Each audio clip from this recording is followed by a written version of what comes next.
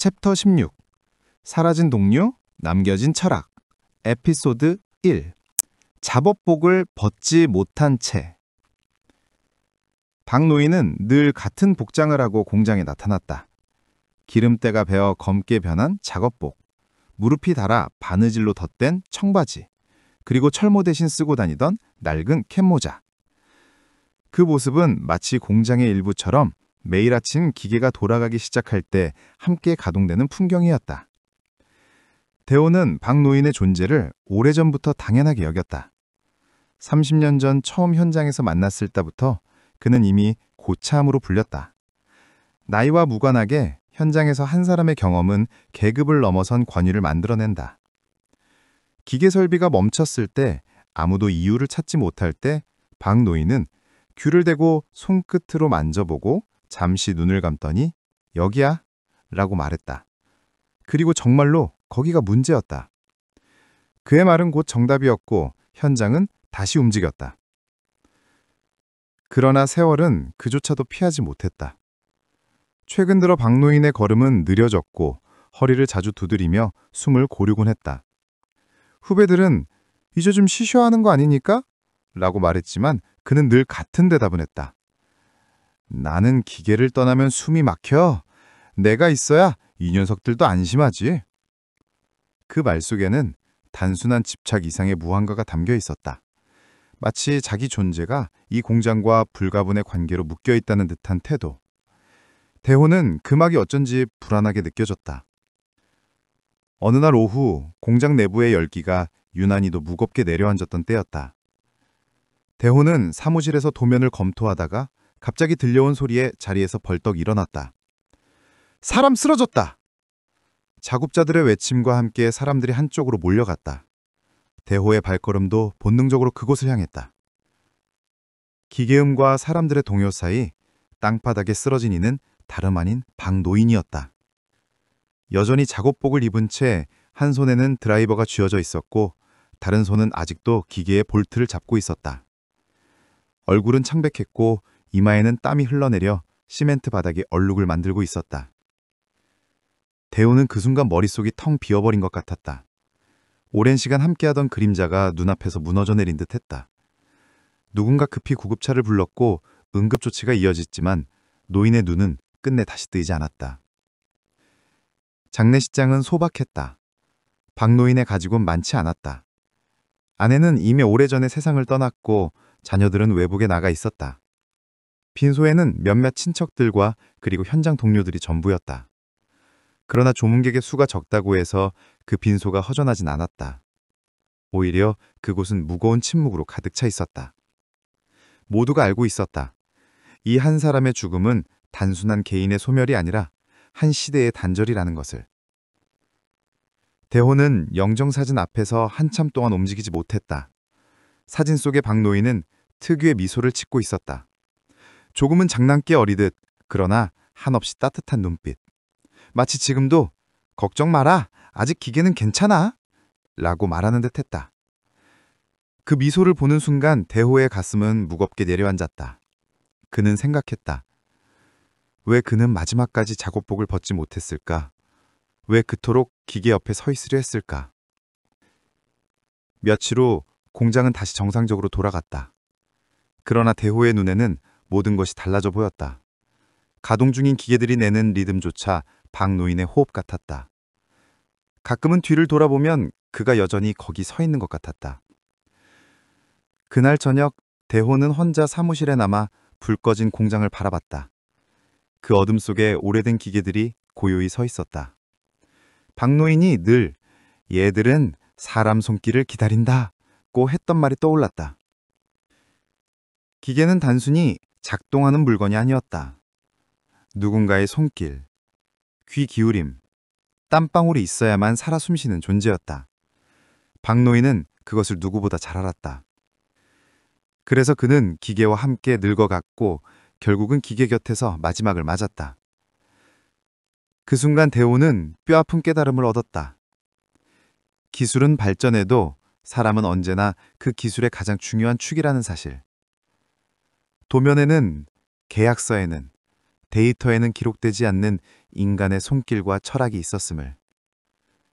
며칠 뒤 젊은 엔지니어 하나가 대호에게 물었다. 과장님, 박 선배님이 돌아가시고 나니까 현장이 너무 허전합니다. 우리도 언젠간 저렇게 되겠죠? 대호는 한참 대답을 못했다. 하지만 마음속에선 분명한 목소리가 울려고 있었다. 그래, 언젠간 모두 떠난다. 하지만 중요한 건 떠날 때 무엇을 남기냐지. 그날 이후 대호는 공장을 다르게 바라보기 시작했다. 단순히 생산의 공간이 아니라 수많은 사람들의 삶과 철학이 쌓인 장소로서. 박노인의 작업복은 이제 더 이상 걸려있지 않았지만 그의 땀과 숨결은 여전히 공장 구석구석에 남아 있었다. 대호는 결심했다.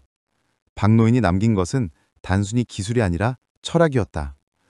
사람이 있어야 기계가 산다는 말. 그것을 이어가는 것이 이제 자기 몫이라는 것을. 챕터 16. 사라진 동료, 남겨진 철학. 에피소드 2.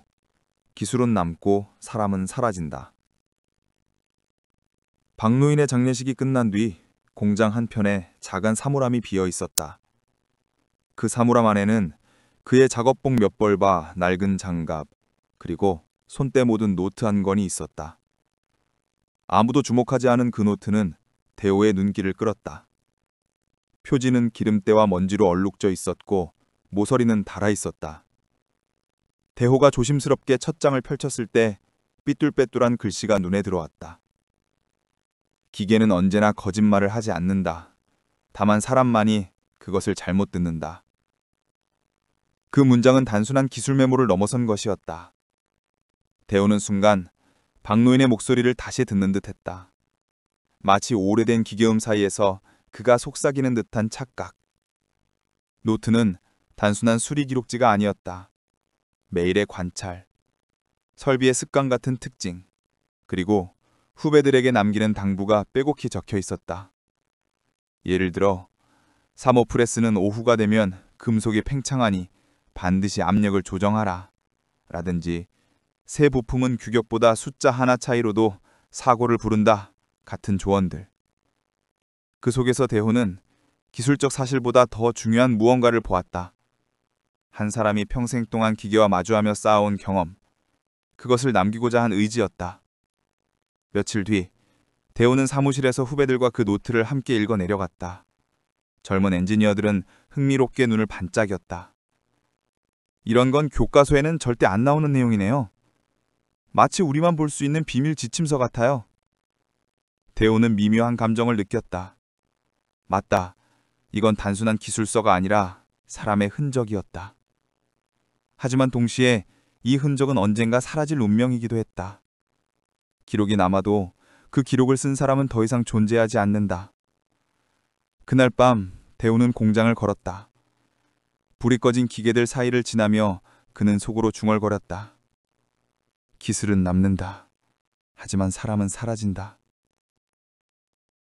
그 간극이 그를 괴롭혔다.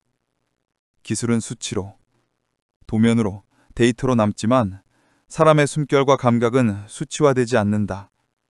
박노인이 남긴 노트는 고작 몇 권에 불과했고 그것마저도 시간이 지나면 잊힐 것이다.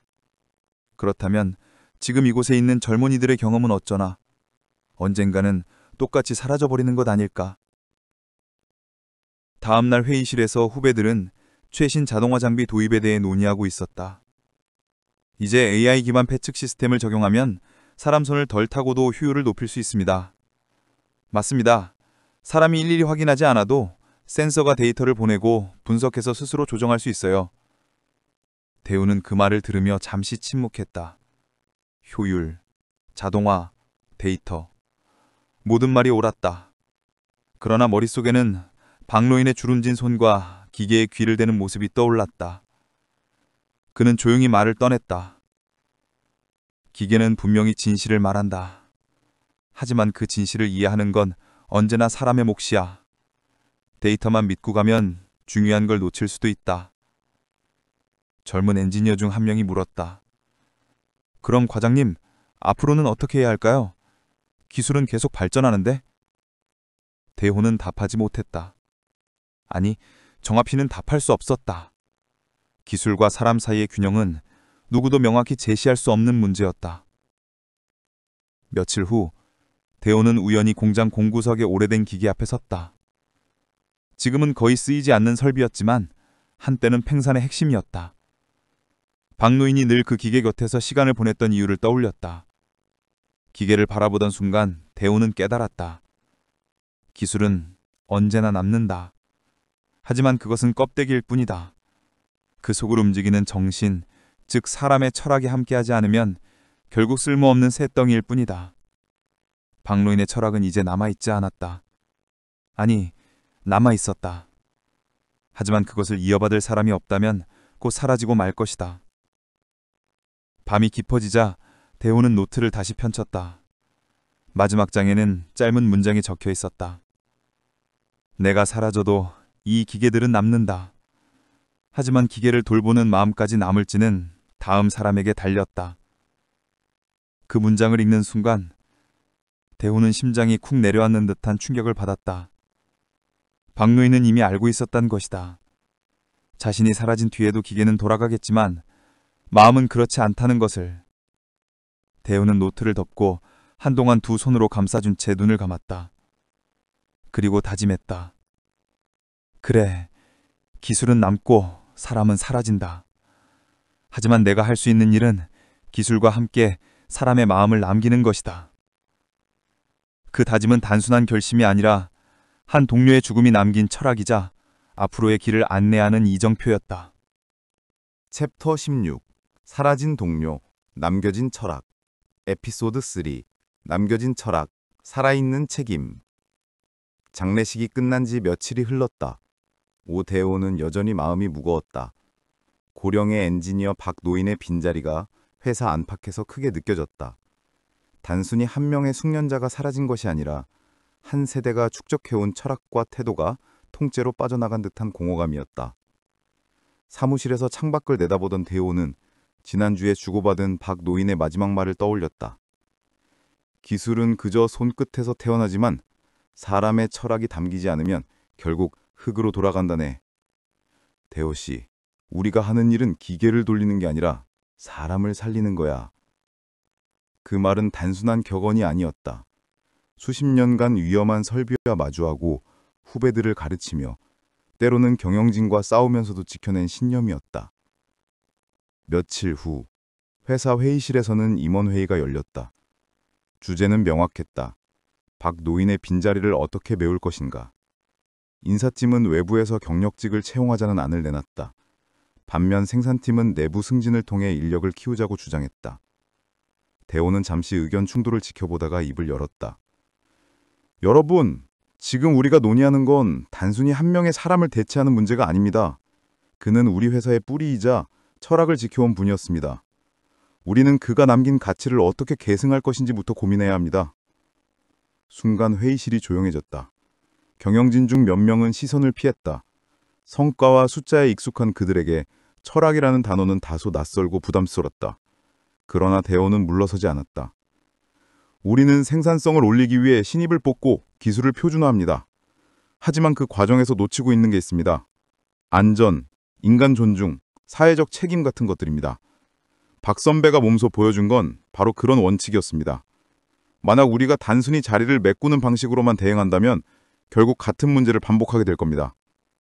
회의가 끝나고 몇몇 동료들이 다가왔다. 대호 씨 말이 맞아. 하지만 그걸 제대로 어떻게 반영할 수 있을까? 현장에서 사람들은 시간과 성과에 쫓기는데 이상론만으로는 안 돼. 그 말도 사실이었다. 대호는 이상과 현실 사이의 간극을 절실히 느꼈다. 그러나 동시에 지금 행동하지 않으면 영영 변하지 않을 것이라는 두려움도 들었다. 그날 저녁 대호는 박노인의 작업장을 다시 찾았다.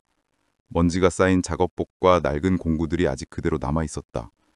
책상 위에는 수첩 한 권이 놓여 있었다. 표지가 달아 글씨가 희미했지만 안에는 정성스럽게 기록된 메모들이 있었다.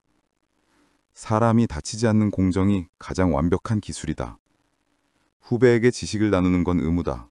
숨기면 회사도 기술도 죽는다. 기계는 정직하다. 그러나 사람은 흔들린다. 그래서 더더욱 책임을 강조해야 한다. 한 장 한 장 넘길수록 대호의 눈가가 뜨거워졌다. 이건 단순한 노트가 아니었다.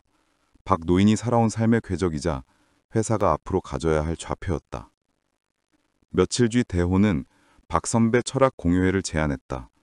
임직원과 현장 근로자들이 함께 모여 박 노인의 기록과 이야기를 나누자는 자리였다. 처음엔 참여율이 저조할 것 같았지만 예상과 달리 많은 사람들이 찾아왔다. 어느 후배 엔지니어는 이렇게 말했다. 솔직히 저는 그분이 항상 까다롭다고 생각했어요. 작은 문제도 그냥 넘어가지 않았으니까요. 그런데 지금 와서 보니 그게 다 이유가 있었던 거네요. 우리를 지키려는 거였다는 걸 이제야 깨달았습니다. 또 다른 직원은 울먹이며 말했다. 저도 예전에 공정에서 실수를 했을 때 크게 혼났습니다. 하지만 나중에 조용히 다가와서 내가 다치는 걸 원치 않아서 그랬다고 말씀하시더군요. 그때는 몰랐는데 이제 알겠습니다. 그 자리는 단순한 추모회가 아니라 남겨진 철학을 살아있는 책임으로 바꾸는 순간이 되었다. 대호는 행사 후 혼자 생각했다. 철학은 기록으로만 남아선 안 된다. 살아있는 사람들의 행동 속에서 이어져야 한다. 그는 인사팀과 협력해 새로운 제도를 만들었다. 이름하여 철학 계승 프로그램. 신입사원 교육의 기술뿐 아니라 안전, 책임, 인간 존중의 주제로 워크숍을 포함시켰다. 또 선배와 후배가 짝을 이루어 멘토링을 하도록 제도화했다. 처음엔 형식적이라고 생각하는 사람도 있었지만 시간이 지나면서 변화가 나타났다. 작은 실수를 보고도 그냥 넘어가지 않고 서로 경고와 조언을 주고받는 문화가 생겼다. 공정의 속도보다 사람의 안전을 우선시하는 분위기가 조금씩 자리 잡았다. 어느 날 신입 직원이 대호에게 다가와서 말했다. 부장님, 예전에 박 선배님이 쓰셨던 메모를 읽었습니다. 사람이 다치지 않는 공정이 가장 완벽한 기술이라는 말이 특히 마음에 남았습니다. 저도 그런 엔지니어가 되고 싶습니다. 대호는 미소 지으며 대답했다. 좋네. 그게 바로 우리가 지켜야 하는 책임이야. 박 선배가 남긴 철학이 자네 같은 후배를 통해 살아나고 있는 거지. 그 순간 대호는 확신했다. 사람은 사라져도 그 철학이 행동으로 이어지는 한 그는 여전히 살아있는 것이라고. 그날 밤 대호는 일기장에 짧게 기록했다. 박 선배, 당신이 남긴 철학은 이제 우리의 책임이 되었습니다. 기술은 세대를 건너가도 철학은 사람들의 행동 속에서 숨쉬어야 합니다. 그리고 저는 그 첫걸음을 시작했습니다. 창밖에는 가을바람이 불었다. 대호는 한 사람의 죽음이 남긴 울림이 앞으로 자신과 회사가 나아가야 할 길을 비추는 등불이 될 것임을 느꼈다.